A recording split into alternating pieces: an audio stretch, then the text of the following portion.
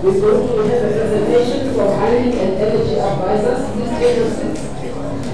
Presentation from mining and energy advisors. I have Mr. Ted Long.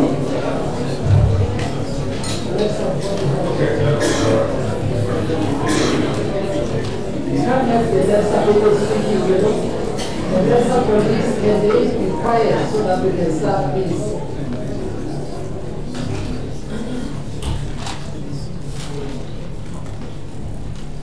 Mr. Hetman, can step forward, please. May you please raise your right hand. You solemnly declare that the facts you are going to present before this panel will be the truth and the whole truth. I do. Please state your full name and your designation as Mining and Energy Advisor for the record. My name is Ted Rob and my partner is Mining and Energy Advisors. Okay, thank you very much. I would like to... Can we swear in Mr. Nersa as well? Yes. Good afternoon, ma'am. May you please raise your right hand? And do you solemnly declare that the facts you're going to present before this panel will be the truth and the whole truth? Madam Chair, I do. Thank you very much. Please state your name and your designation. Certainly. I would need to present with Ted this afternoon, but my name is Nersa. I'm the CEO of the Pietermaritzburg Chamber of Business. Thank you. Proceed.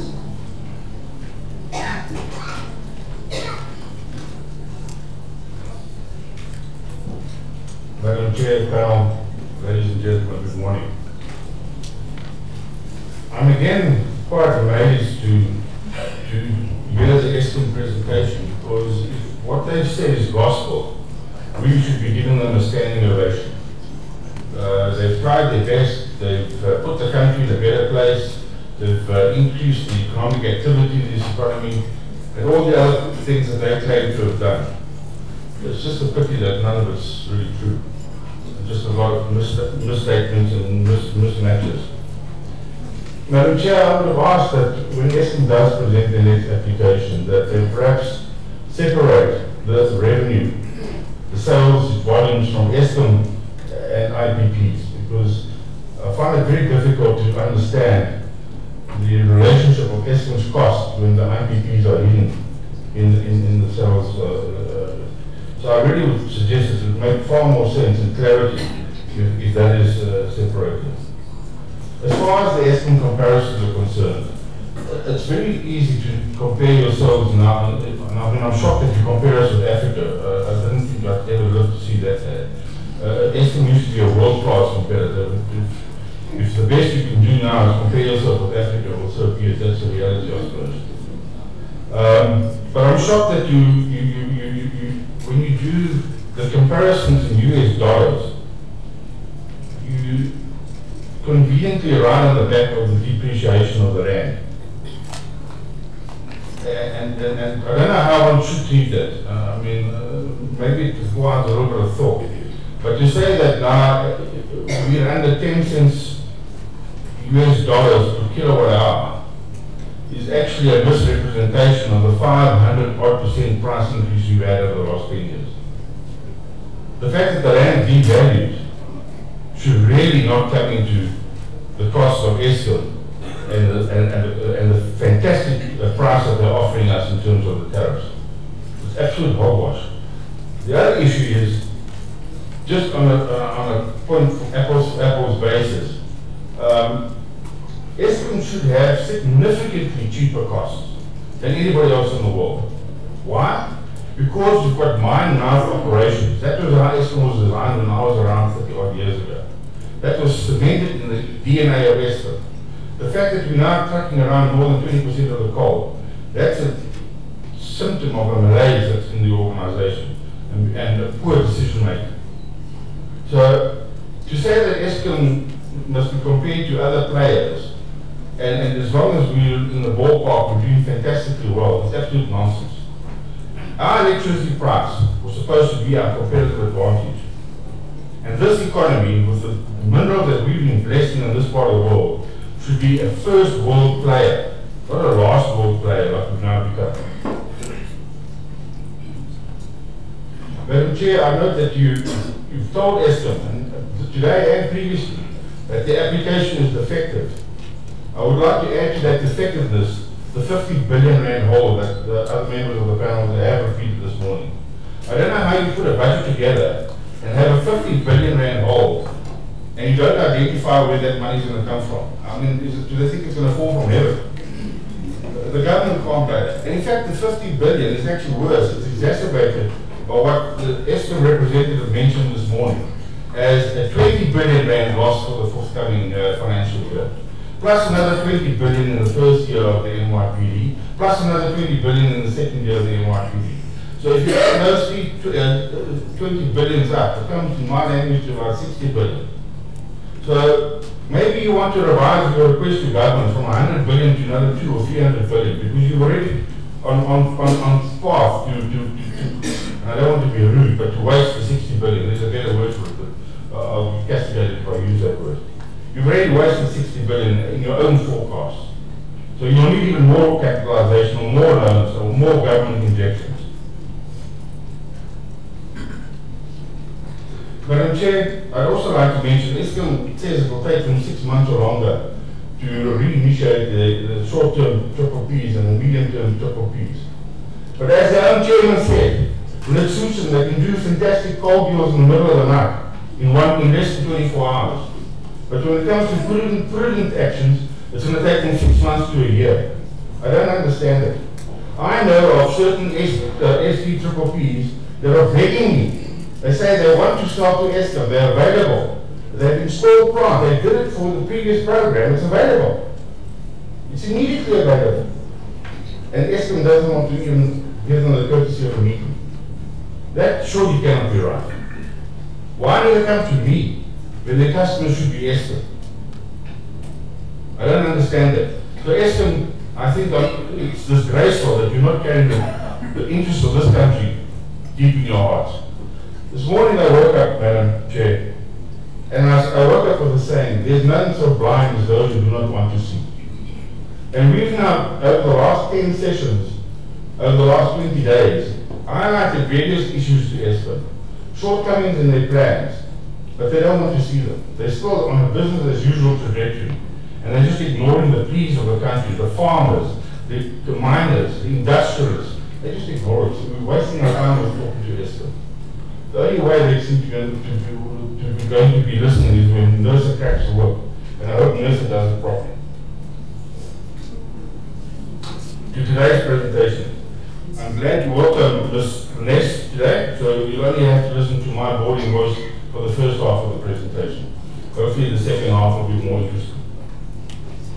On our agenda for today is we're going to quickly cover the background, the regulatory framework, some evidence of inefficiencies and corruption, confirmation of what we were saying, because as I said on Friday in Soweto, Eskom seems to be living on a different planet.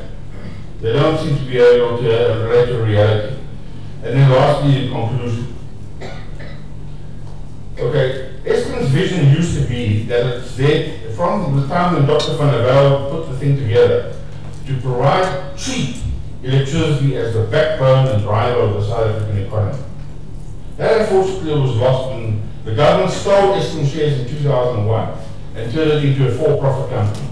So don't be surprised now that you're dealing with all this monopolistic behavior of price maximization and market gorging and inefficiencies and all that stuff. That all goes hand in hand with Eskom's new vision of gorging out as much profit out of the economy as possible and putting it in their own pockets.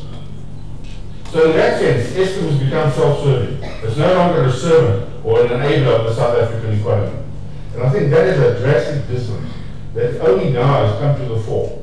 It's a realization that I've had for a few years, but the more we go to these sessions, the more it seems to me that's the hardcore side of capitalism that the unions and other people bemoan. It's the ugly side of capitalism, when you really rip the heart out of an economy. The second thing is their focus is to maximize profit and as I said, they're thrown out the window cheap electricity. So we're going to have a declining industry in mining, we're going to have a declining industry in industrial, we're going to have a declining farming. All those indicators look south. The only one that looks north is Eskom's salary bill.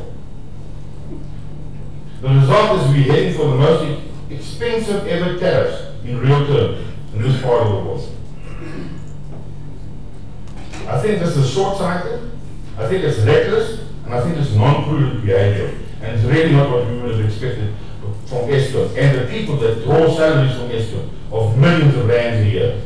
I mean, we've got a chief executive who's drawing 8 million rand a year. He's hardly ever around. He's more in conferences than he's actually in the application session. We've got other executives that are flying first class all over the world, doing all sorts of nebulous jobs of attending courses and whatever. I mean, we even had one of the previous executives go to the United States, to MIT, to do a fast course in nuclear for a week, and came back as a nuclear specialist. I mean, it's just ridiculous. This application also is devoid of reality, and it's put in South Africa and our economic lives at risk. We go to the ERA, the Electricity Regulation Act. The tariff principle says the revenue must enable an efficient licensee to recover the full cost of his licensed activities, including a reasonable margin or return. And C, in red, must give end users proper information regarding the cost. Again, this application is devoid of proper information. The coal cost that we've agreed, the mine cost, the power station cost, none of that has been profit, and Eskom has been asked it, but they seem to conveniently just ignore what Nersa has asked them to do. Maybe Nersa needs to issue a new rule book or something of the sort. And then D, it must avoid undue discrimination. If you take the opposite of that, and you do interpretation of laws, maybe you sometimes look at the opposite of what is written and see where that leads you. In other words, the opposite is the tariff must not enable an inefficient licensee to recover the full cost of his licensed activities. So here we've got a conundrum. To qualify for a tariff increase, you need to be efficient. And by the opposite, if you're not efficient, you're not entitled to a tariff increase. It's pretty absolute. Only after that switch has been made or decided, then you look at measures or degrees of implementation. As far as the regulations are concerned, we've already asked that there should be separate applications for each of the Eskom licenses. Eskom's got 3 licenses. They actually need to have far more licenses. They need to have a license for every generating plant, and they need to have a license for every municipality. Because I'm coming across infringements. And I know if I go to the High Court and I say I want Eskom's distribution license suspended because of transgressions, I'm going to get told that the interests of the community outweigh the penalty or the technicalities of Eskom's breach. And that's not acceptable. So Eskom's actually immune. They can carry on like a monopoly because they're actually immune. They're immune from licensing transgressions, they're immune from pollution transgressions, they're immune from just about everything. And that's not right. Especially when they don't comply with their license properly. My next point is, and this is something that's bothering me for a long time, is because Nersa allocates a tariff increase, and Eskom then portions all over the show. But for the love of me, I can't believe that transmission and distribution costs rise at the same cost as generation. And in this document, there's no justification for that. So if Nersa does think it's wise to give a price increase, it needs to differentiate between the generation price increase, the transmission price, as per each of the licenses currently, and hopefully more efficiently and more directly if the license issues are sorted out. My next point, in terms of transmission and transmission costs, there's clear evidence that farmers, in terms of the tariff, but also in terms of the overhead, it's clear evidence that farmers, the very foodstuffs producers of our lives, are being discriminated against. Time and time again, tariff comes out, farmers are the highest. Farmers pay a notified demand for the whole year. They only use electricity when they're in harvesting season. Farmers are being discriminated, and I want to ask Nersa to please attend to this. Next, application is incomplete, got a 50 billion rand hole. I don't know how you do it. In fact, 50 billion plus the 60 that we just highlighted as projected losses. So that's 110 billion rand hole. It hasn't been. I mean, if I, in my exam in varsity, had done a budget with a 60 or 110 billion rand hole, I probably would have failed. I don't know how these people are justified. The revenue assumptions are invalid. We've had Mr. Langenhoven from the mining industry indicate that at a tariff hike of 15% per annum, 80% of certain mining sectors close down. Eskom indicates that it's good for the mining sector, this tariff increase, and in fact sales are going to increase. I don't know where they're going to get themselves from. But you see, again, they're playing to their own hand. It's this monopoly playing to its own hand, because the higher they forecast, and the more they miss them, the higher the RCA. So they think we're stupid, but they're only playing in their own case. And it's time that Nersa actually puts the knife into those assumptions. I think that these sales forecasts also ignore, as I read them, the impact of IPP. And if IPPs are going up at CPI, then our Eskom's numbers can go up and show a 15% increase for IPPs. There's something wrong somewhere. There's something wrong somewhere. Or I'm stupid. It's one or the other. Maybe it's the latter. In terms of evidence, Madam Chair, I'm going to rush through the evidence. Why Eskom is inefficient and does not qualify for a tariff increase, besides the defective application, and this might strengthen your hand when you come to write your recommendations. The capital inefficiency, Medupi is 100 billion over Eskom's own estimate when it went to the board. They asked their board for 69 billion. I think it should have been half of that, but nevertheless, forget about what I think. They're only over 170 billion. And they're capitalizing that to the RAB. There's something wrong. Kusile, ditto. Ingula, 30 billion rand overspend. If that isn't capital inefficiency, then I don't know what is. Somebody needs to come and educate me. I'm willing to pay for lessons. On that coal, same thing. They've starved the mine in terms of the investment agreement. They didn't do the section expansions. The coal price went up, and now they shoot Arnold in the head and say, yeah, well, you're an inefficient producer of coal. It's inefficient capital allocation. If they'd have done the investments at the time that they had to, Arnold would be in the lower quartile of coal producers. And then there's the whole issue, Madam Chair, you've mentioned, the rest of the panel mentioned, there's something wrong with the overvaluation of the RAB. And I'd love to see, we've asked Eskom, let us have a look at the RAB. Let us see the consultant's report on the RAB. Be transparent, but they're not transparent. They're hiding these things away from us. And to tell us in TE that the asset base of Eskom is 2.1 trillion. Somebody's stealing a lot of money. Operational inefficiency. The headcount. Now we've argued about the World Bank report, but that's interesting. When it suits you, quickly quote the World Bank report, like we did this morning. The World Bank report said there's 35,000 people overstaffed. That's an unbelievable number of people. The salaries, even if Eskom had got rid of the 35,000 extra people, the salary bill is still 9 billion rand because the salaries at Eskom are 4 times the world average for a similar job. It's in the World Bank report. Go and have a look. And the operating costs just keep on increasing and increasing no matter what scenarios. If Eskom had zero sales, they still probably increase. The tariff inefficiency. If you take Eskom and if you go back and you do a little bit of long-term research, Eskom's when pre the corruption years, which started in 2007, more or less, even a little bit before that.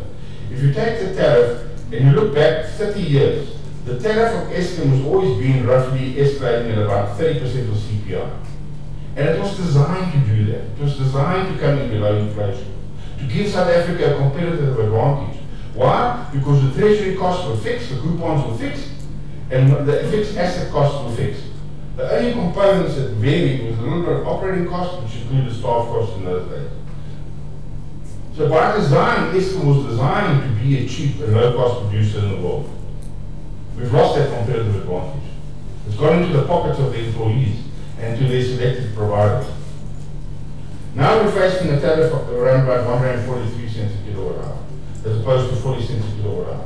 If you've got a 40 cents a kilowatt hour, believe your sales forecast, because then the mining industry would be booming, the smelting industry would be booming, the farmers will be exporting. But at this rate, we're busy killing our economy. My calculation is since 2005, Ceteris Paribus, and economists will know what that means, Eskom has milked about 1.4 trillion rand extra out of this economy. And those numbers are available. You can interrogate those numbers. I might be up by a couple of billion, but it can't be that far out. And that correlates with what the president is seeking is new investment in this economy. He's trying to replace the hole that Eskom has dug for us, which is $100 billion. Coal inefficiency. We said previously, Eskom should consume roughly 120 million tons of coal a year. That's maybe a little bit more now than Dupe's on, but not much more because Dupe's not operating at what it should, nor is proceeding. The long-term cost of coal are roughly 250 rands a ton. Make it 300, doesn't really matter. Make it 350, it also doesn't matter. That should come to no more than 30 billion rand a year in coal cost. Eskom's actual coal cost in this document shows 73.3 billion rand. There's 40 billion rand going to short-term contracts and transport and inefficiency and corruption and theft and fronting and heavens knows all. I also have evidence of special prices to certain people. They get 200 rand a ton more for their coal than other people. I don't know if that's what South African economy needs to pay for. Why are they special people? Why do they get 200 rand premium? What's going on here? Is their coal blacker or whiter or stronger or weaker than other coal? Or is it just coal? There's something very wrong here. And I've actually realized why Eskom doesn't want a forensic report. Because it will make Bosasa and the Department of Correctional Services look like a Sunday picnic. There's also fronting in Eskom. I've got examples of Eskom staff buying coal that they could get at historically 50 rand a ton, going, telling the supplier to invoice Eskom around it and pocketing the difference in their pocket. And it's happened either in that fashion or variations of that fashion since 2006 that I'm aware of. There's a document available, and the supplier has to be bulleted where they acknowledge fraud and corruption. But we still told no fraud and corruption in Eskom, or it's minimal. It doesn't really matter. Or let the customer pay for it, and maybe one day we'll refund them that.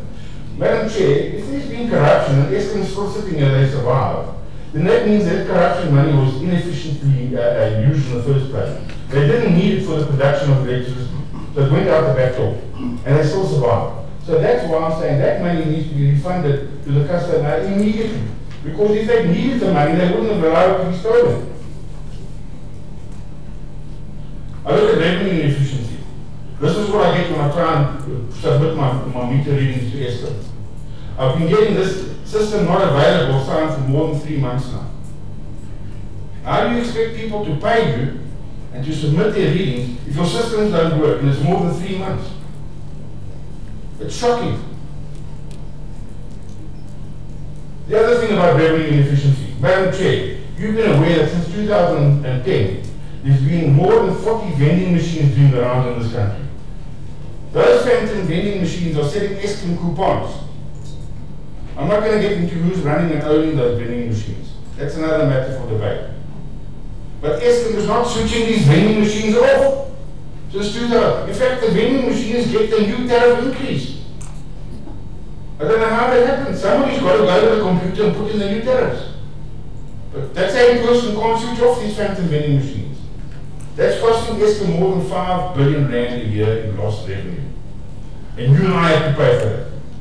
And 5 billion is actually very good. I reckon one machine could do that. There's more than 7 currently still floating around. 38 have been recovered. But you don't get to the bottom of the story. Madam Chair, I'm coming to the end of my part of the presentation. As far as I'm concerned, Eskom is dead. It's been killed by its own staff, corruption, inefficiency, and gross negligence. I hand over to Mr. Nersa. Hi everyone. We've got some quotes up on the screen. First of all, from the CEO. Eskom is not sustainable. All steps are needed to save Eskom as more load shedding looms. First I have to say is that absolutely some bold steps need to be taken. All steps need to be taken to recover the money that's been stolen. All steps need to be taken in terms of your bloated staffing, in terms of the expenditure that's unwarranted. The private sector cannot be expected to fund inefficiency and corruption and mismanagement. We're just not prepared to do it. We don't tolerate it in our own businesses, and we certainly are not tolerating it in the monopoly supply of electricity that is essential to our economy. I must say at this point that when I was listening to your comments, I actually felt like there was steam coming out the top of my head. Because it's not okay to say that we have a monopoly and so people must just accept our prices and they'll have to pay for it.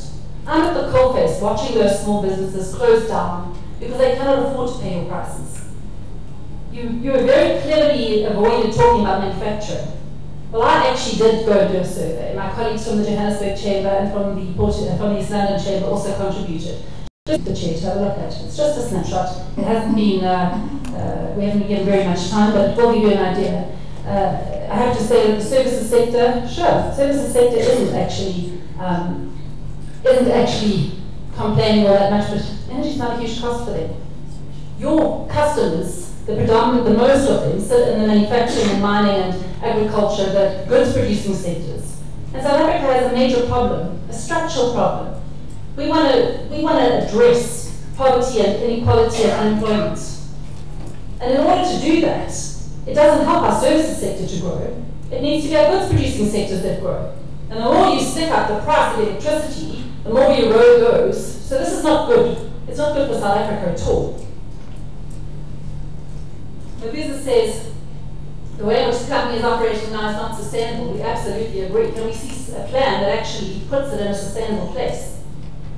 It says we're engaging stakeholders to find financial alignment with the aim of about 30 billion in savings over the next 5 years. We just found you 70 billion.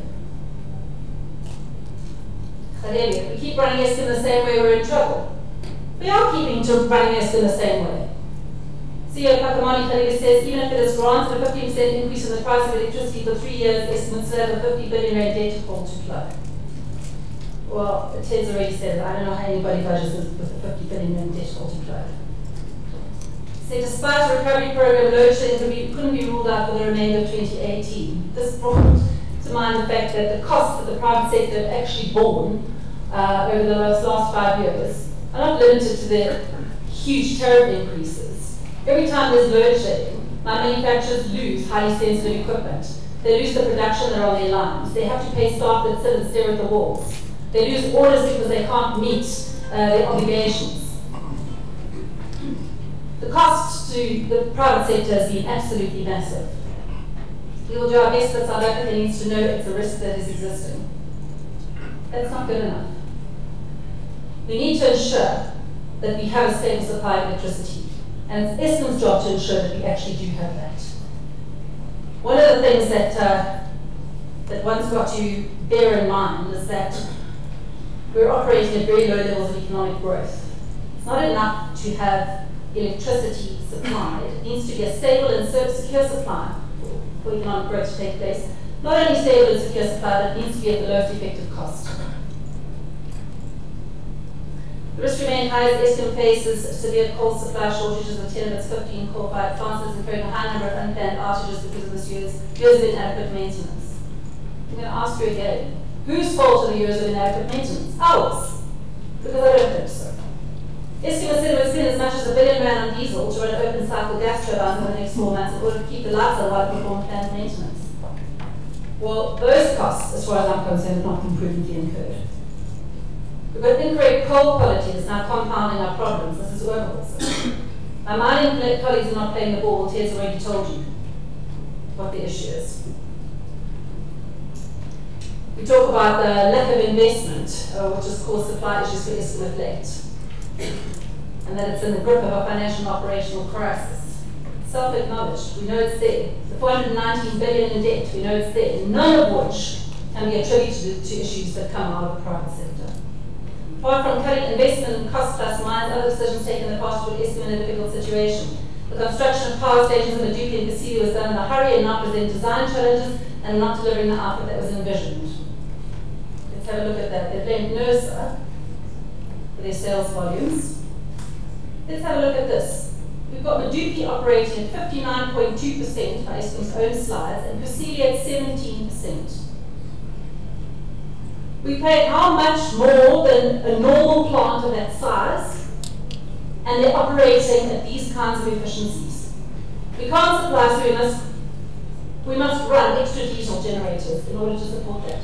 But we can, it's criminal. 17%. This brings you to the assets as well. I mean, if they're valued at 3 times what they actually would cost somewhere else in the world, and are already operating at 17%, perhaps that's what they should be on the books at, 17% of actual value as opposed to cost. Those have been taken out of commission. So we're going to say, surely these tariff increases of 70% are absolutely premature. It's definitely unethical to look at what has happened to date and then project increases based on more of the same. First of all, from a clearing account application process, there's no way to know what portion of the money we're talking about is fraud stuff. But it sounds like a significant amount of it is, and we can't be expected to carry that. So until we can actually have a complete forensic audit that separates out what is prudently incurred expenditure, it is really incorrigible that they would ask for any sort of refund on that basis. So we as consumers in South Africa are owed that at least. What is real expenditure? What is fraudulently incurred? On the application going forward, there are a number of things that Eskom could do that I don't see being done. I don't see any rationalization of their structure. I don't see any reduction in costs. I don't see any cancellation of contracts. We're saying we're recovering some of this money into the future, and later if we get any back, then we'll let you have the benefit. Not good enough.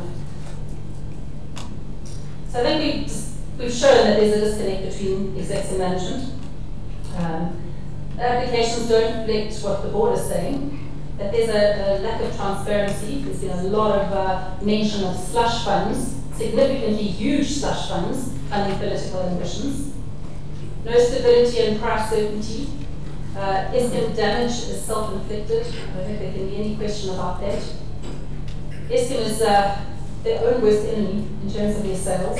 They live in an alternate universe where they deny any sort of culpability in the reduction of their sales, which if you read that will show you that it is entirely their actions, or at least 9% of it's their actions. Whether it's their actions directly on the consumer or on the economy as a whole, fundamentally that increase in price has a massive effect. Their customers are not just equally dispersed through the economy either. We talk about individual consumers. The huge energy users are the guys that have been hit the hardest. The application is irregular. We've discussed that. We don't believe that they're justified. Eskom's application is completely insensitive to South Africa's needs as a whole. It's not good. It's not good for South Africa. And we cannot continue a business as usual approach. This is not business as usual. It's business as most unusual. And if Eskom can't make these figures work, and I don't see why they can't, then they need to open it up and invite some private sector competition. I think it would be very good for all of us. Thank you.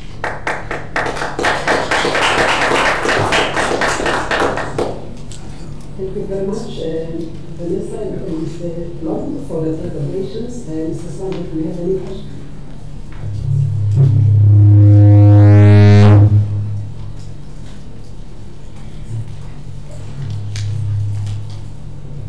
Thank you, Jefferson. Yeah, I've got one or two questions. So maybe to start with the RAB, the RAB evaluation of about 800 billion that you indicate. We requested that you assist us with how you determine that. So I'm hoping that you are probably working on that and you'll submit that to Nersa. And then you mentioned the special crisis and the fronting that has occurred. So are you suggesting that all the core contracts have been fronted, because you say that it's 100% fronted, and that is with respect to core Unfortunately, the slides are not numbered. And then lastly, so ESCOM says that if they don't receive the 15% increase over the 3 years, well, it has now changed to 17.15.5%.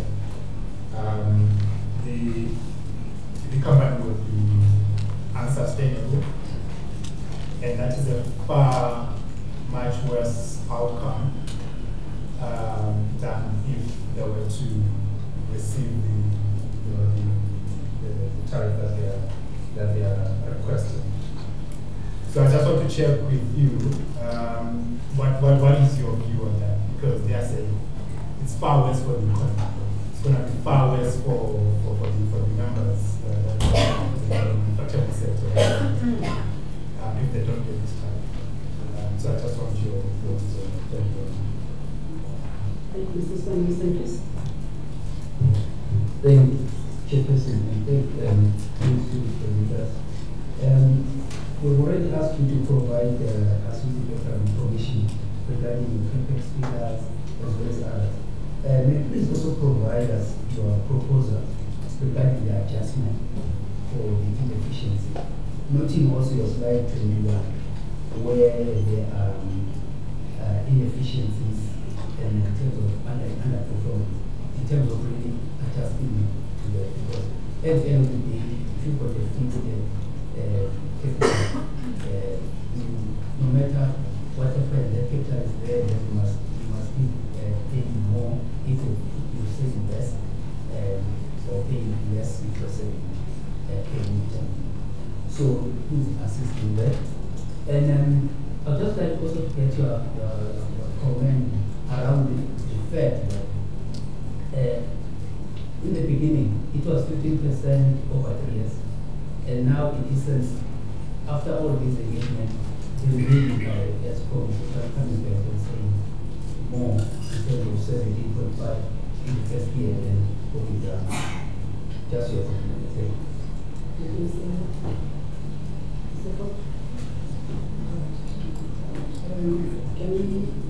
I think we would like to hear your views with regards to the understanding and the use of the RCA, and whether you believe that it is the one that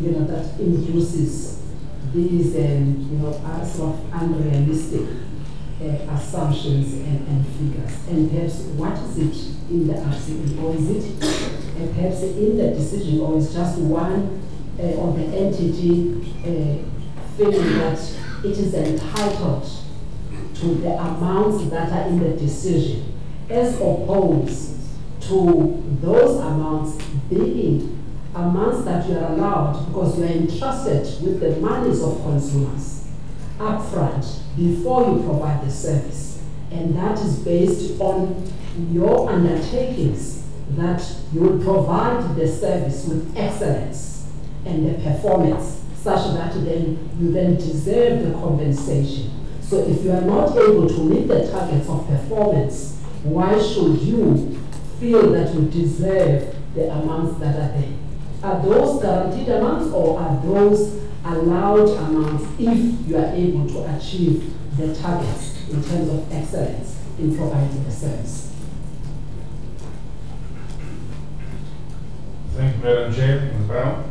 I think the question on the RA being the calculation and shortcomings there, I've written that down as something that I'm busy compiling in writing for Nersa, and we'll give you our position on that. If I may talk about the last one, I mean, as far as the RCA process, Nersa has previously held a discussion document on the merits of this whole methodology. And I think Mr. Modise and myself had a debate as to whether this was double counting or not. If you're a for-profit company, why should you have two stabs at the cherry? You want to make profits, but even if you create a total disaster, you allow a second chance via the RCA mechanism to come and make somebody else pay for your sins. So that's my philosophy, but I'd like to answer that in writing. I'd like to go back to my previous notes. As far as the franking is concerned, sir, no, not 100% of the contracts, but in the instances where I've seen 100% of the price of certain contracts is done by franking. Where they take a price, they double it, they invoice Eskom for the double price, and they take a kickback through the back pockets of the variation in the price of that particular contract. So it's not all the contracts, it's selected contracts, and I've got names and places of where I've seen that happen. And that I need to discuss under confidentiality. It's not for public consumption. As far as Eskom saying better the devil you know than the devil you don't, in terms of holding us to ransom with their tariff increase demand, it's not really an application, it's a demand, as you've seen from Eskom's attitude over the last 10 meetings. I think that you are right. We've talked about this. South Africa is so dependent on electricity and power, as most other countries, and Eskom covers about 90% of the economic activity. So somehow or other, power needs to still flow. But I think we need to get rid of the inept and corrupt management of Eskom. So I would suggest, sir, that a suitable way to sort this out, and it's going to come, because I read about it in the papers, and I've called about it last year, I called for it, and that's business rescue. We need some business rescue people. If the Department of Energy can't do a forensic audit, if DPE can't do a forensic audit, if Nersa doesn't want to do a forensic audit, well then I'm sure that the business rescue practitioners will do something along that line and clean the rot out of Eskom that needs to be done.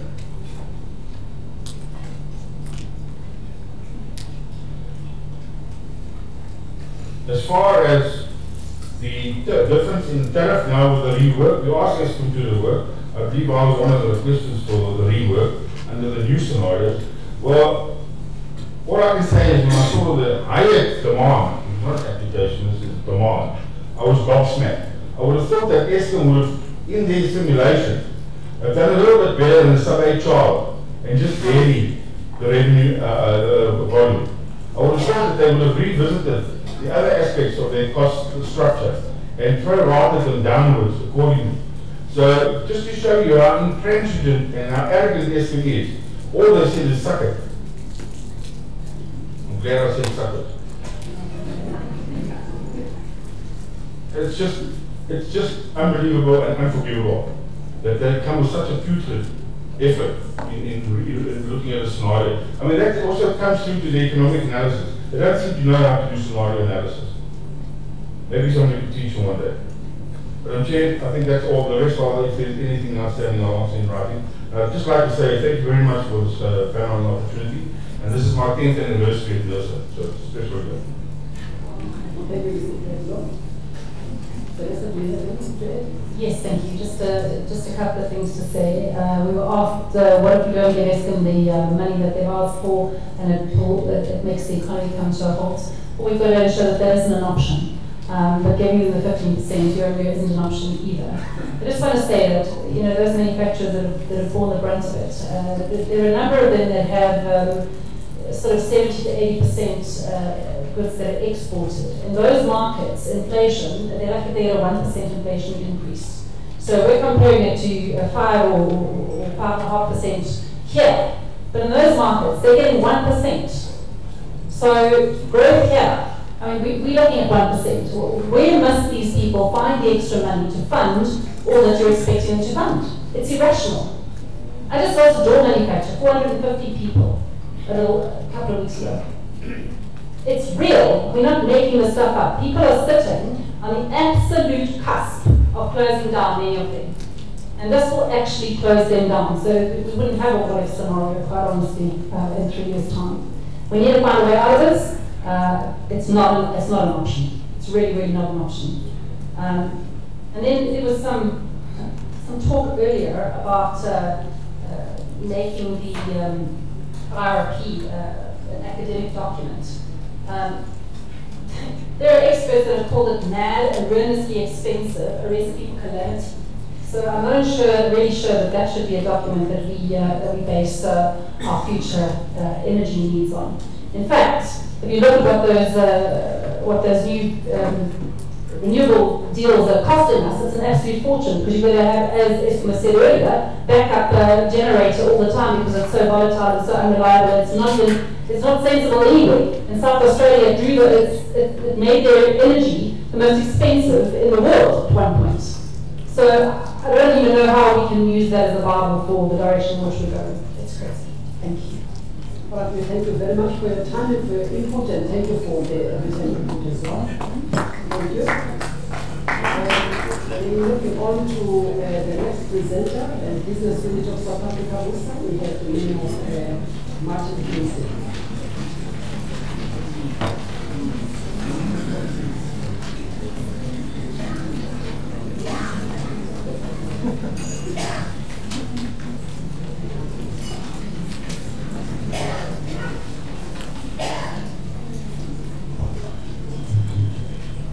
Mr. Kingston, will you please raise your right hand?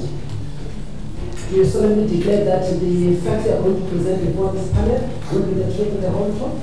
I do. Thank you very much. Please state your name and your designation at WUSA.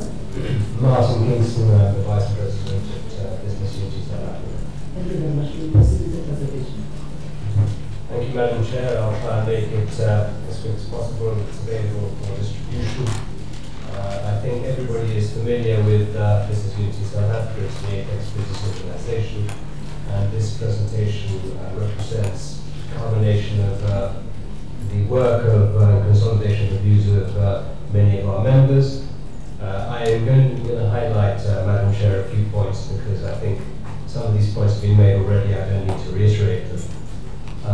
I've repeatedly said at this forum and previous hearings that there is a relationship between the reliability, predictability of supply, as well as the tariffs, and that we need to have a competitive tariff structure and economy, and obviously the relationship between that and the economy as a whole.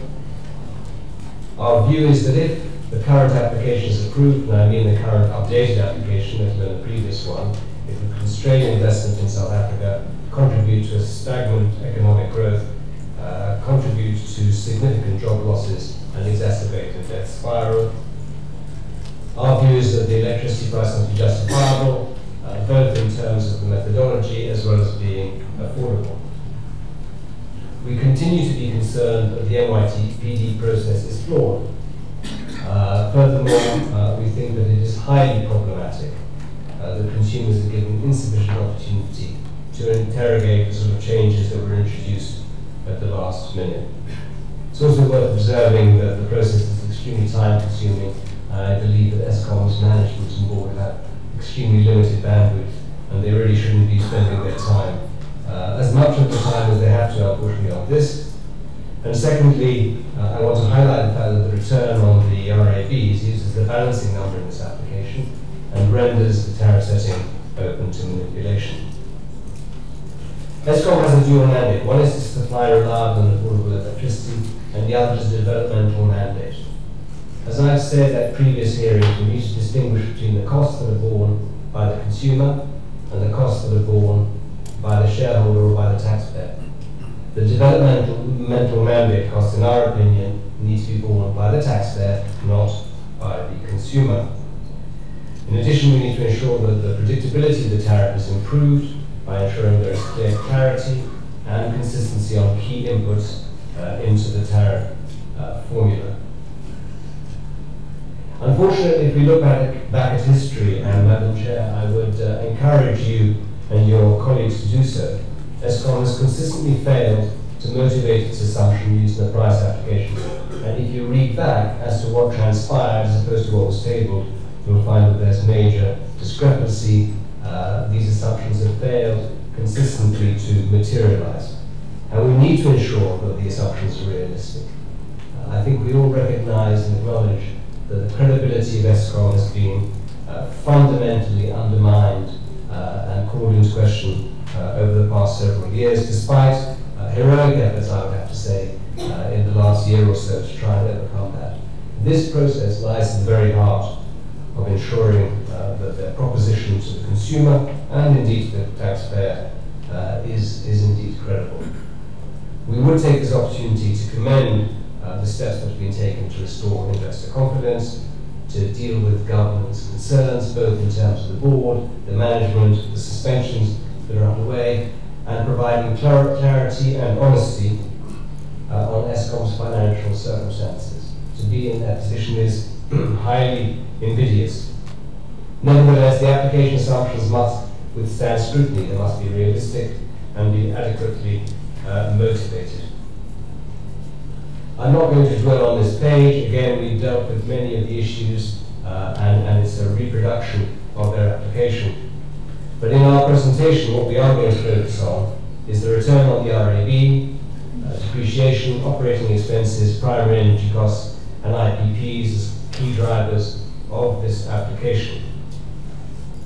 If we look over the last 10, 11 years, you'll see that Eskom's revenue has consistently fallen short of projections as a result of sales volumes not meeting expectations. So if you look here, you'll see these were the actual MYPD forecasts and then what actually transpired. The sales, our view of the current application is that the sales volume forecasts continue to be unrealistic, particularly if the tariff is approved. And we believe that the cost structure that underpins the tariff includes significant costs that have not prudently been incurred, and I have previously on several occasions elaborated on what prudent expenditure implies and requires. We believe as boosted that the economy would not be able to tolerate tariff increases in excess of inflation. That doesn't mean that we're proposing that it should be at an inflationary level. And if the tariff application is approved as tabled, significant job losses would ensue. On the regulatory asset-based revaluation, I think Ted Bloom made some of these points, but this revaluation from 700 billion to 1.268 billion subsequently reduced over the last few days to 1.253 billion, and the remaining life of the assets we think needs to be very carefully scrutinized. In fact, we suggest that Nersa needs to perform an independent review of this revaluation, and in the interim it should be disallowed. Whilst the impact may not be immediate, it will feed through, obviously, in resetting the base for substantial future tariff increases. In terms of the return, we would point out that we don't believe that it's appropriate for Eskom to apply for negative returns. That's contrary to the methodology, and we would be in favour of phasing in of appropriate returns, and the depreciation needs to be based on actual capex, which has been prudently incurred. On operating costs, we've already talked about the relative productivity of employees, and the study conducted by Nersa in 2016-17 demonstrated that Eskom was able to produce 240 gigawatts with 33,000 employees. We will see that the number of employees has increased, the gigawatts have reduced. It's a concern that the employee costs have continued to increase from 24 billion in 2017-18 to projected 27 billion in 2018-19. And we think that Nersa needs to very carefully assess Eskom's human capital requirements. Any costs in excess of those that are required to operate efficiently should be borne by the shareholder, not by the consumer. I'm not going to dwell on the operating and maintenance costs nor on the debt impairments, other than to highlight that the consumer should not be liable for backlog maintenance payments nor the impairment of municipal debt. We think these costs should have been avoided. On primary energy costs, particularly with respect to coal, it is of great concern to us that Kusile and Medupi, based upon the information that we've seen, does not appear to be able to unlock coal volume deficiencies. And on this slide, at the bottom of the slide, I'd highlight the fact that the consumer should not be liable for increases relating to, firstly, the decision not to fund high mine capital expansion. We think that was an error. The second is the delays in Kusile and Medupi, and thirdly, any challenges arising from poor governance. On independent power producers, we believe that the incorporation of additional IPPs should be encouraged, provided it is produced efficiently, the power therefrom, and the funding available to Eskom is not compromised or cannibalized by access to the markets. As these costs are not passed on to the consumer, IPPs do not have a direct cost impact on Eskom's financial position, but they do have material indirect ramifications we need to note. Firstly, the potential to displace lower cost Eskom production, and secondly, the upward pressure on average tariffs, thus contributing to the death spiral. We do think that Nersa should consider alternative funding mechanisms for IPPs so that they are appropriately amortized over a much longer period of time, thus minimizing the immediate short-term impact on the debt spiral. A few comments on the capital structure, as we've already heard about that in many presentations, and particularly in the one that was delivered by the CFO of Eskom. I sympathize with their circumstances. The reality is that, as we know, the levels of debt are unsustainable. Eskom generates inadequate cash to even cover its costs and services debt, and we think that those debt levels need to be reduced not by 100 billion, we think it is much closer to 200 billion. Again, we'll have to decide who bears that cost. We believe that it has to be the taxpayer and not the consumer. The only viable solution, in our opinion, is a capitalization or a write-down of that debt. Alternatives do not address the challenge in the near term, and this is an immediate near-term challenge. In the longer term, tariffs need to be affordable and reflective of prudently incurred costs plus an appropriate return. So we endorse the fact that Eskom requires government support to strengthen its balance sheet. That obviously needs to be the subject of a much broader restructuring of the industry. I point out that that restructuring is going to be a long-term process, and this is a short-term challenge that we face.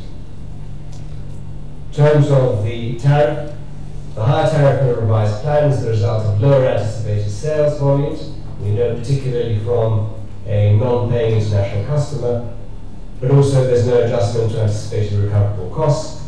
And if I can highlight our particular concerns, it's that first of all, SA customers and consumers are expected to pay more as a loss of this customer. Primary energy costs are expected to increase despite lower volumes. There's no adjustment made to operating costs despite lower sales. And the debt affordability argument as motivation for higher tariffs, we reject, as I've already indicated. But I have to stress that we've had insufficient opportunity to interrogate revisions to the assumption. Eskom's mandate is to provide reliable and affordable electricity.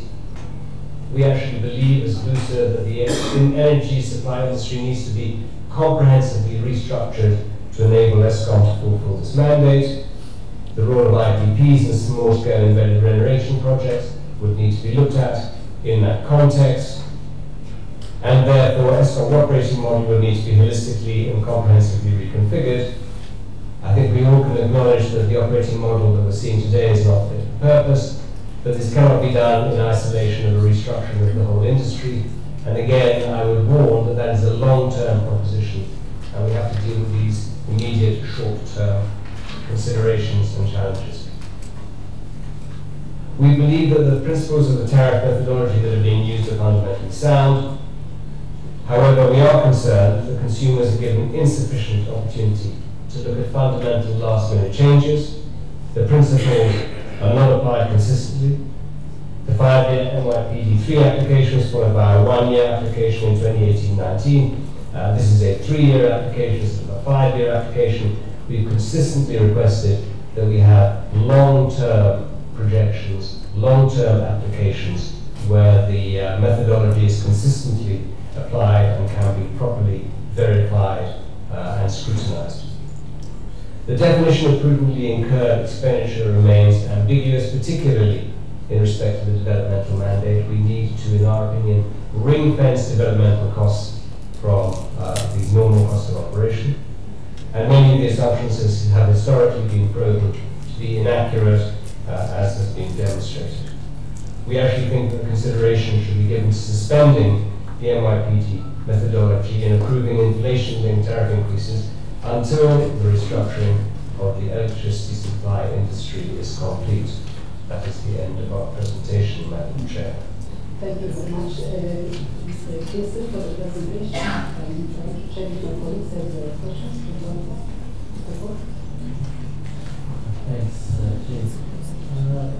Slide 4 and 8. In terms of the return, what would you suggest? Because you say using it as a balancing number is manipulating the tariff. Should be a full return as per the legislative pricing policy by now, or phased approach? You mentioned appropriate, so what would you deem to be appropriate?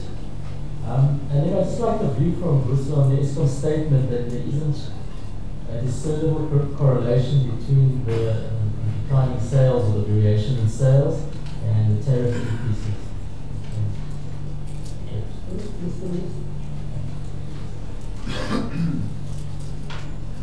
Thank you, Madam Chair. Thank you, Mr. Kirsten.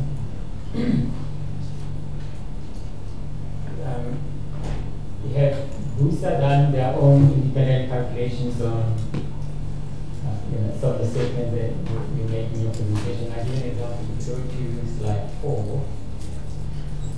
Talk about revenue. It would actually be helpful to us if you, the second bullet point, where you say you reduce cost structures that are not in the tariff calculation, include significant costs that will be incurred. We do our own work as Nersa, but I think it would be useful if perhaps industry has done its own calculation. If you have that, are you able to share some of those with us? And the other issue that I just need to clarify, just on item slide 7. So the capital structure. Your last bullet point there. You indicate that you concern that capital expenditure remains stable, notwithstanding ESCOM's financial constraints. You try to question ESCOM about this over the last couple of weeks. They see ESCOM seems to be trapped between two decisions that they've made. The first decision, they convinced that if they stop capital expenditure, they stop the build program. To restart the build program is going to cost much, much more. So that's on the one hand. On the other hand, they have to fund it through debt. So they raise short-term capital, debt, and then they require this money come from tariffs. What is the private sector's view on this? Should ESCOM be suspended with some of its capital expenditure until they get the capital structure sorted out? Should they continue to spend this money even when they know that they're getting deeper and deeper into financial problems? And is it fair that they push this problem into the consumers and also industry in particular to fund this? And what will the private sector be doing faced with a similar economy? And just on the long-term mandate, should the government be investing equity to fund the development mandate to at least to fix the capital structure? Thank you very much. Thank you, Mr. Smart. Thank you, Chairperson. Let me start by asking a question relating to ESCOM's presentation. So ESCOM indicated that the price path that was determined in 2009 was actually also supported.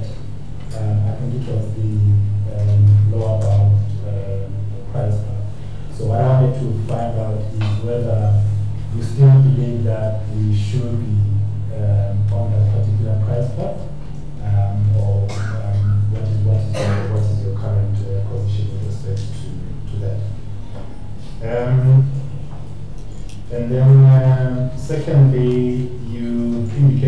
Nersa should be looking at alternative funding mechanisms for IPPs. Do you have any suggestions around that? Obviously, bearing in mind that currently we have a methodology that we have to abide by, but I suppose for future considerations, we would appreciate any views on that particular issue.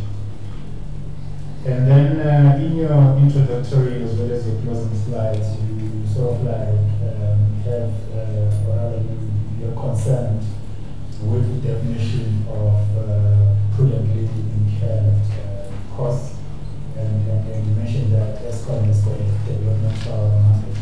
So my question really is, should it really matter whether ESCOM is a developmental mandate or not? But at the end of the day, it has to operate efficiently, and as a regulator, we need to have a safety mechanism of allowing certain costs. So it's not quite clear to me what is it exactly with the definition of prudently incurred that you think is a challenge, because you seem to be suggesting that that is probably one of the reasons why there is this gap or divergence between child applications and approval. So maybe if you can just point out what exactly do you think is problematic with that particular definition of prudently incurred, or if there is an alternative to that particular. Thank you, Chair.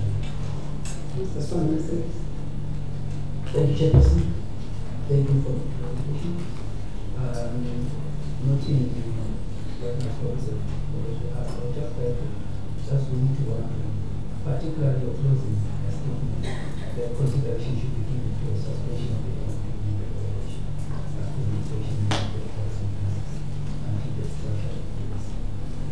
But considering the situation we are very important because it is very important to face, I would just like to get from you that what then do you suggest could be done in factoring the need for the review of the revaluation of the RCA.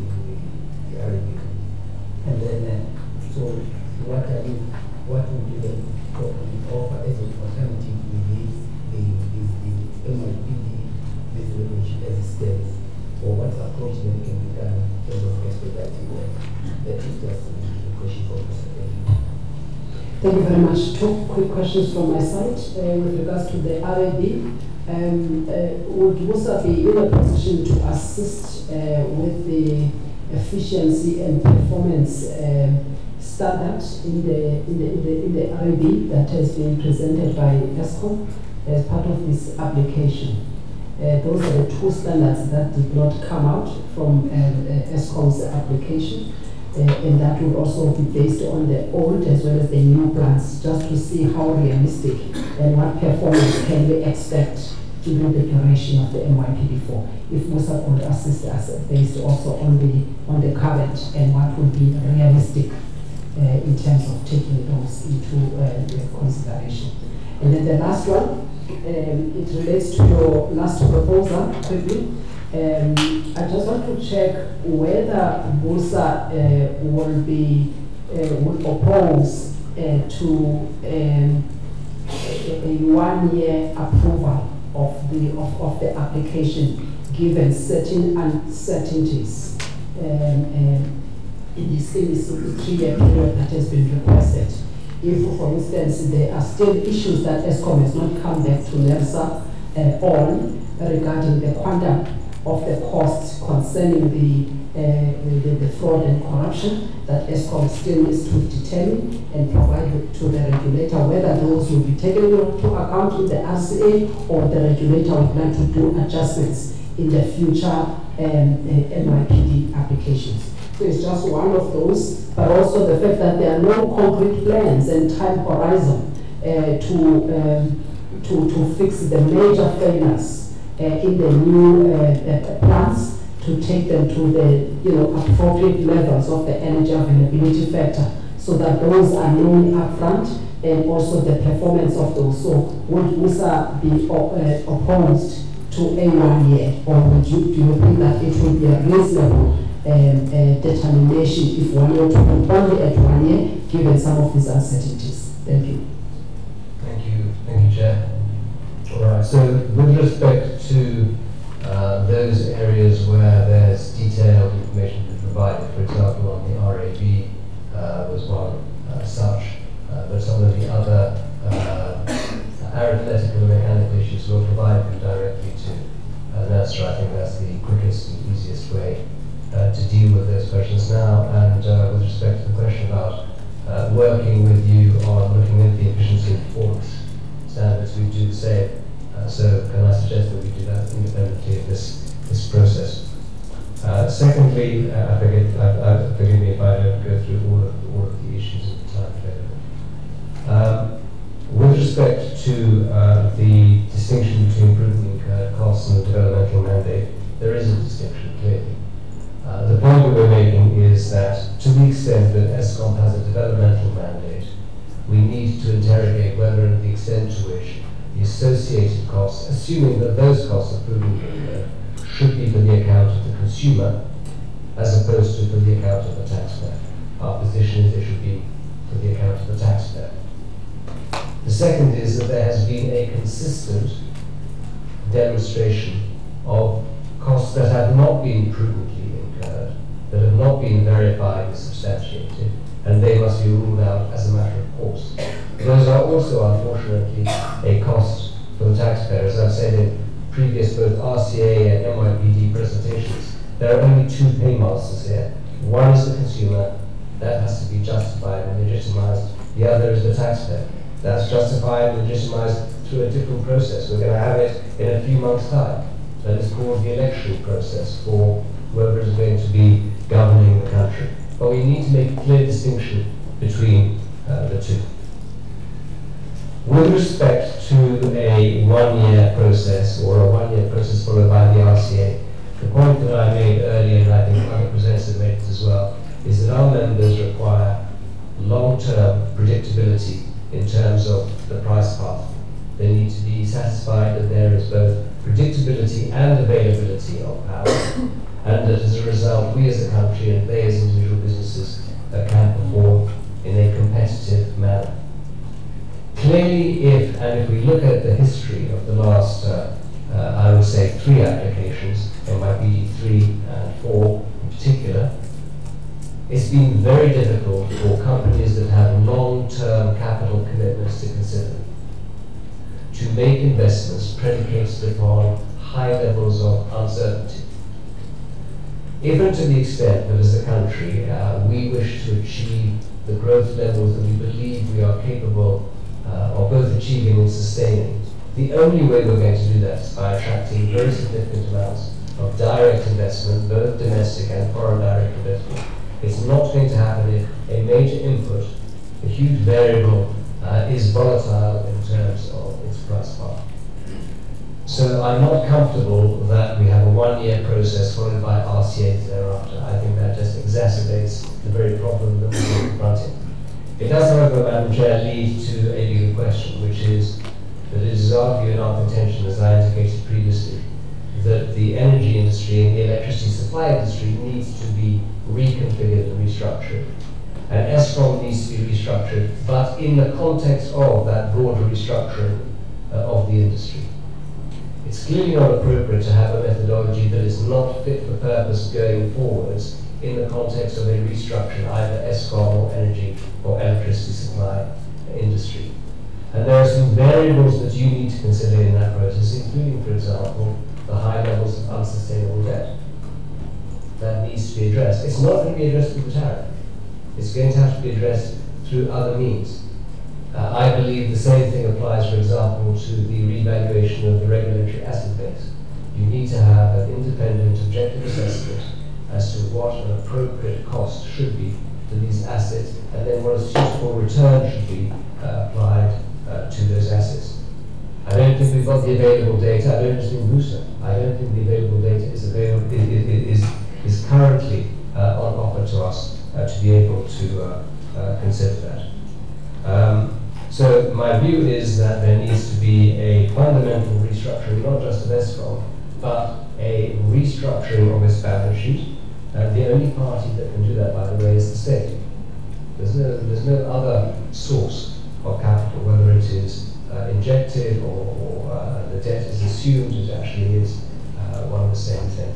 The last point I'd like to make is the question I was asked on the Eskom statement about declining sales and tariff increases. Well, certainly our members are of the view that there is a direct correlation between increasing tariffs and their ability to sustain their businesses.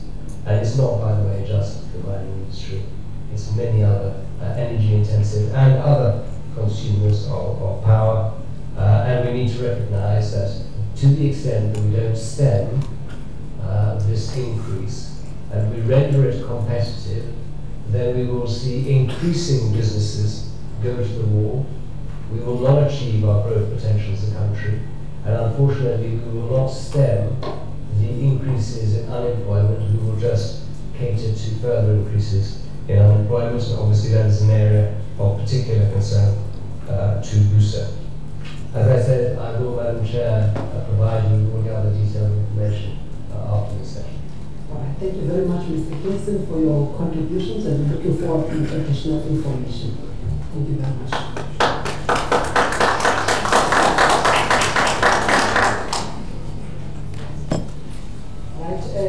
We're going to take one more presenter before lunch. We're going to break for lunch after this next presenter. Salga is the next presenter.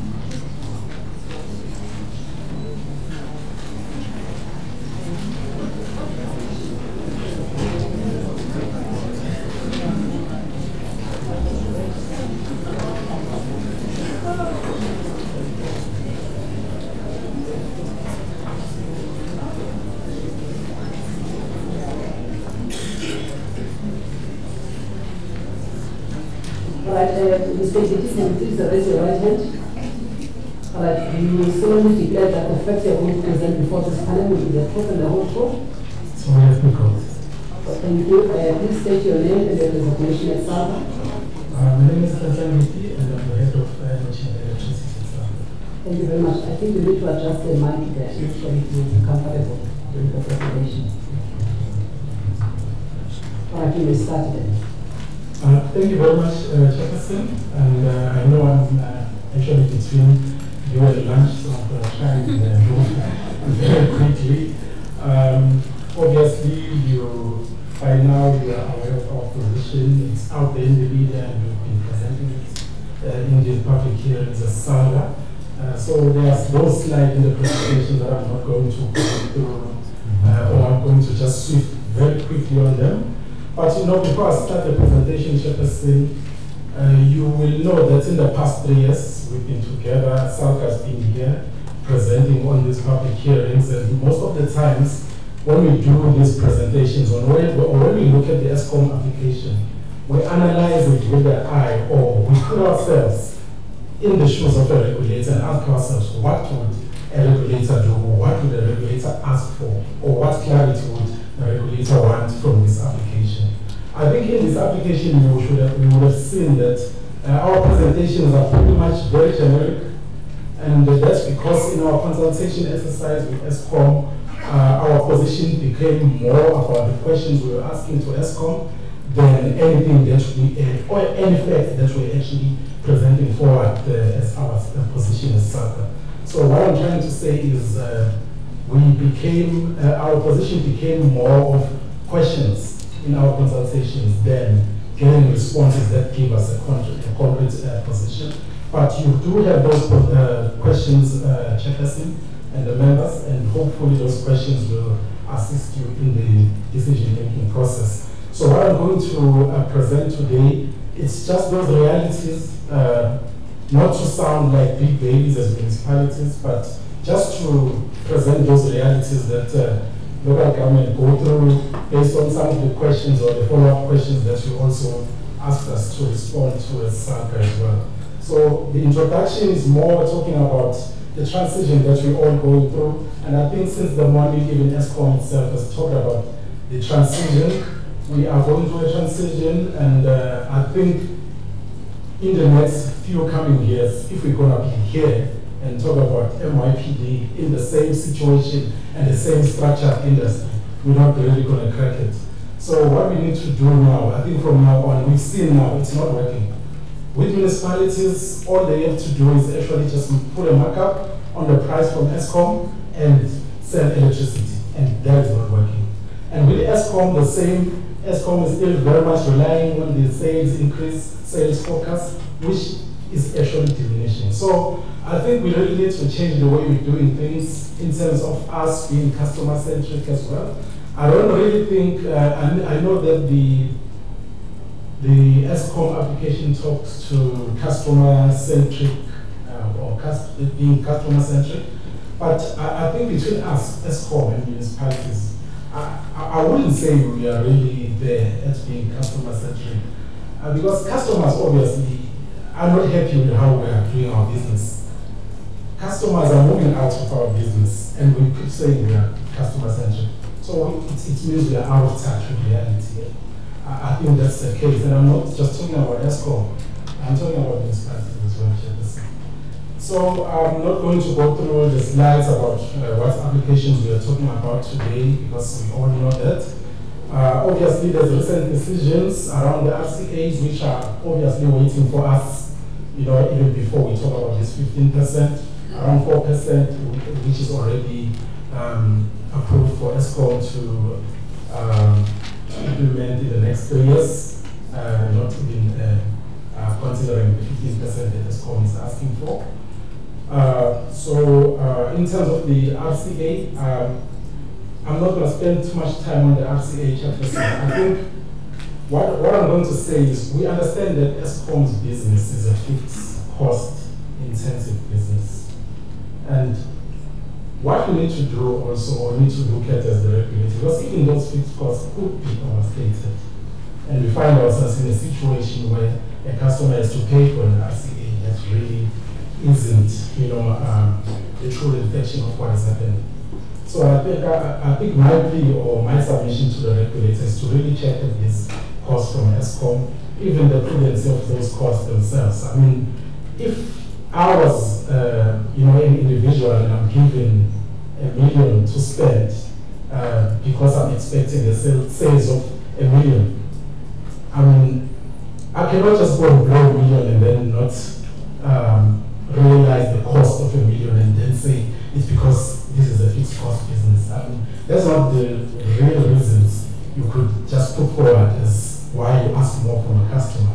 So as much as we don't have much technical analysis around this, but we would ask the regulator to really look at the true reflection of the ESCOM's fixed costs, and if they really are what is presented to us. I mean, there's talk about the overstated regulatory asset base. Could be one of the reasons why we are going through what we are going through, but this is for the regulator to actually look at. I'm not going to talk about consultation, but from the regulatory members, there's a question that always comes. Sometimes you always come here opposing or maybe questioning what ESCOM is putting forward, but yet you consult each other. I think we've learned that consultation is not about agreeing. I think consultation is about agreeing to disagree. And I think this is what happens. It's not that our conversations with ESCOM are not robust. It's not that we don't agree to anything, but we will not always agree to everything. So I think we've accepted that. And this is the reason why our members, even after the consultation, they mandate us to come here and talk about our positions, talk about the pains that they are going through as well. So I'm going to move quickly around the customer centricity because we already talked to that. At this point in time, my view, and it is South's view, that we are really not customer centric. Because I mean, you ask a customer here, sitting here, if they are happy with the business of ESCOM or a business of municipality. You'd be lucky if you had a customer that say yes. So just a little bit around the sales volumes and growth projections. ESCOM also reiterated on the issue of those sales that show that they need rebasing in 2018-19. And already from 2012 up to date, we've been having projections from ESCOM that are indicating positive growth.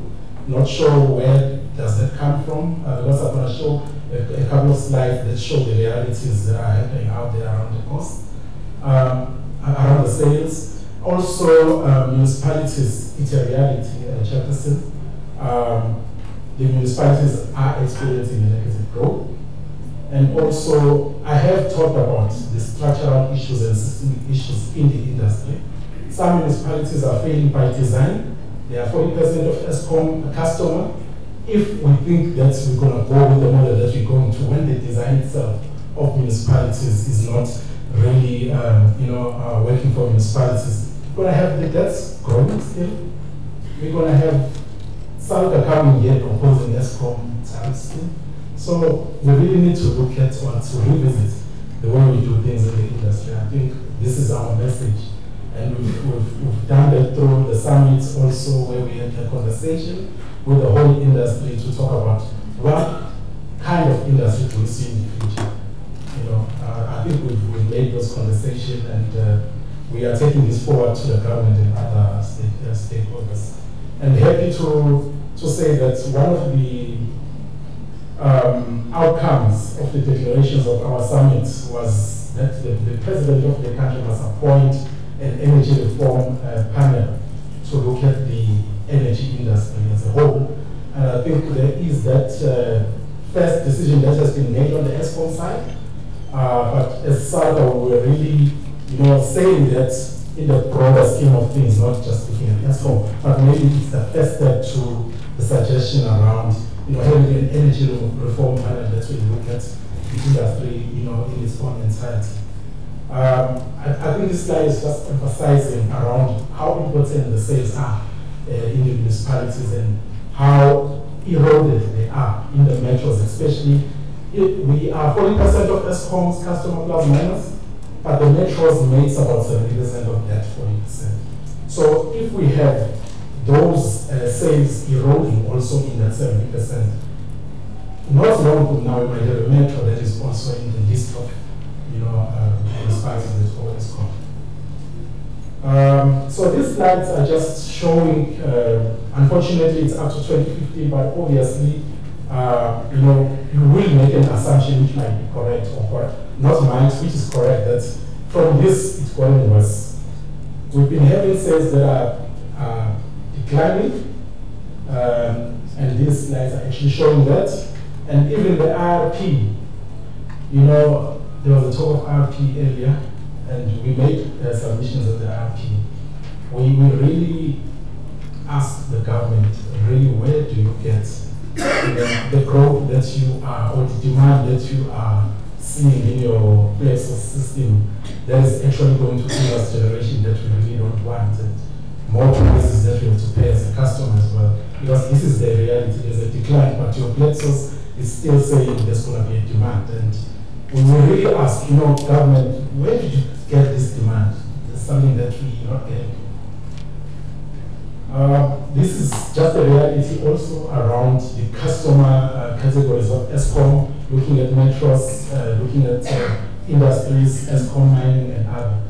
But we are emphasizing the issue of looking at the sales, forecasting, with a more close eye. Because I think it's been a problem. I can tell you, Chairperson and members, you're not going to see an RCA that has sales that are for the customer in the future. It's not going to happen. If you're going to focus more, you're always going to have an RCA with more sales. So it's a reality. We're not going to have more sales. At best, the demand is flat. So we need to be in touch with reality. Chairperson, you asked the municipalities around the sensitivity issues. I think in the data that we collected from municipalities, some of the things were the correlation between the non-technical losses and also the increases in prices. So what is happening here is the more, in the past 10 years, the more we have price increases, the more there are non-technical losses in the systems of municipalities. And this is not to say that, every ESCOM increases were an input to that. And also, it's not to say that utilities must not deal with the losses, but it is a reality, Chairperson. This is just a slide from one of the municipalities that shows that correlation that we are talking about. You see the price increasing there, but also the non-technical losses also inclining as well. And I think we also, in this price sensitivity issue, we're saying that mechanisms must be introduced to get losses throughout the system, because obviously there's a lot of leakages in ESCOM as well as municipalities. So also, as the price increase, levels increase, it follows that the small business also suffer. And there's a study from City of Cape Town that was done around the SMEs, where it showed that the one person in sorry, did you just phrase this? Okay, all right.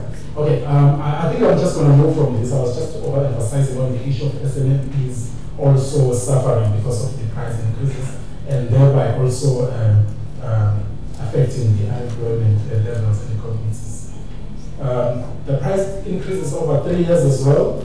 I think here we were just, still talking about the realities that we're going through, looking at, the inflation that has been projected by the Reserve Bank, and also the issue of sales volumes that will decrease. Obviously, we're already seeing that in our systems as municipalities, and also we say that ESCOM is depending entirely on the inelasticity of price electricity, but more substitutes become more available to customers, and they are shifting towards alternatives. And I think those realities also, as ESCOM has seen that, we've seen that in municipalities. And also, I want to talk to this point. In municipalities, I'm not sure about ESCOM, but in municipalities, the more rich and affording customers are going for alternatives, and municipalities are left with those customers that inflate the non-technical losses in the municipalities. So this is the reality that we're dealing with, and it shows that we have to change the way we're doing things. Can we tolerate and absorb any further price increases in the next few years?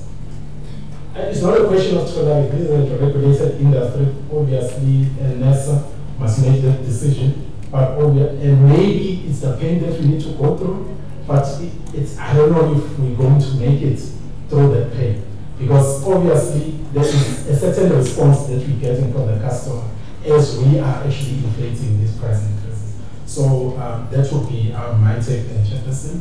I'm not going to, because of time, I'm not going to go through all these things, but there was an example around what City of Cape Town is doing now, trying to maintain the levels of cross subsidies in the system, because the rich customers already now are self-sustaining themselves with energy, but you still have a lot of customers that need cross subsidization.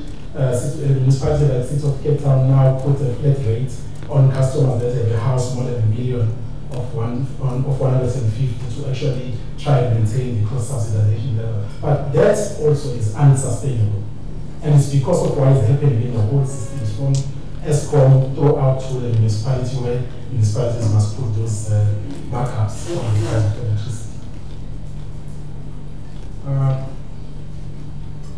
Optimal price, there's a question that we were asked also. I think I'm going to, we have promised to submit to Nersa our written response on all the questions that are in this presentation. We will do a formal submission to Nersa by Friday, where we are in detail responding to those questions that came from Nersa. And from us, I think I did say in Devon, there is no direct answer around what is the optimal price, because there's a lot of things around what really is the true price or the true cost of doing business, and what has happened in the system or in the industry in the past few years. There's a lot of unnecessary costs and unnecessary wastages that went into the system, and they are becoming part of our price. So I think Nersa may be the best place to do a study around that. What has been, what is the true cost of, the wastages that we've been seeing happening? I don't want to talk about corruption. I've already mentioned it. all those kind of wastages that have happened in the system or in the ESCOM system in the past, Nersa is best placed to do a study around what has that actually amounted to the prices that we are paying today. Conclusion, I'm going to conclude. Chairperson, with the permission, can I have 10 seconds? It's 10 seconds on the slide. Because I wanted to talk about the gearing issue, which we think is not so much of a problem, but there are a lot of penalties that ESCOM should have applied, around 40 billion on construction. Maybe that's something they need to pursue. Also, the issue of the bookkeeping entry of 100 billion of government debt to be reclassified as equity. But we see also ESCOM is still asking for loans after doing that. I think that is a concern about the commitment around, lowering the debt to equity ratio also from ESCOM. I'm going to go to conclusion, Chairperson. I'm out of time. I think I'm just going to say one statement, which is the first bullet. We submit that in the current economic climate, the ESCOM proposed tariff is unaffordable and beyond cost of living adjustments. And we're not saying that because we don't take cognizance of the business that ESCOM must do, the issues or the problems and the challenges that ESCOM is going through. But I think this is just the true reality of what we're going through as local government. Thank you, Chairperson. Thank you very much, Mr. Alright, I'm only asking for a specific question from the members, no comments but questions if there is a specific question, specific information. Mr. Swan? Thank you, Chair. Thank you, Mr. I only have two questions. One is, I'm not sure whether you've had time to look at ESCOM's latest sales forecast. And if so, what is your view on that? If you've not had the time, perhaps you could come back to us and just indicate to us what your views are with respect to the latest sales forecast. And then secondly, there's a slide where you show that municipalities are experiencing negative growth of about 2%. Now, the following slide then shows the graphs that got all those about 5 or 6 municipalities. I wanted to check whether those are actually related to percentage. Thank you. Thanks, Chairperson. Thanks, I would like us to know from you, it's going to be more about what we're going to do. I was hoping that you're also going to comment on the municipal debt repayment. Just to illustrate those issues. And in other particulars, we've had challenges around the Midrand. And noting also, you are also likely to come back again to the increase from the start times as such. To just want to get your comments around that, because when we saw there was also comment around flat rate demanded by the residents of Soweto. I would like to know what Santa's role, how much of how we have contacted with the residents in Soweto and the role in the investigations. Thanks, Chair.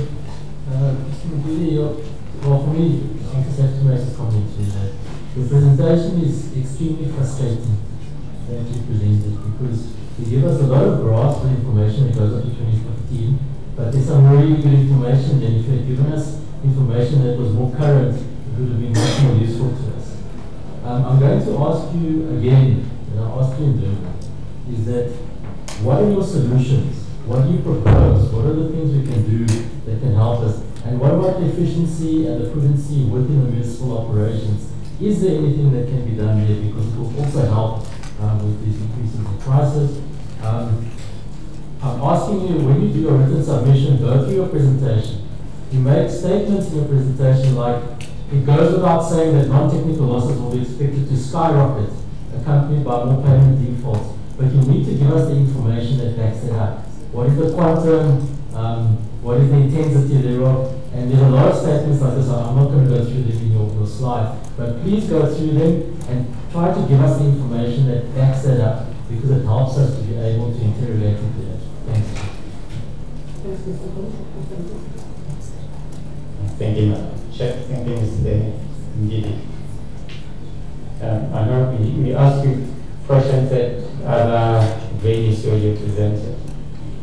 Just two small questions. What contributions would your members make during this MYPD period to ESCOM in terms of repaying the debt, assuming that they get a reasonable tariff increase? If your members made a commitment to do so, because you have indicated that the tariff increase, it results in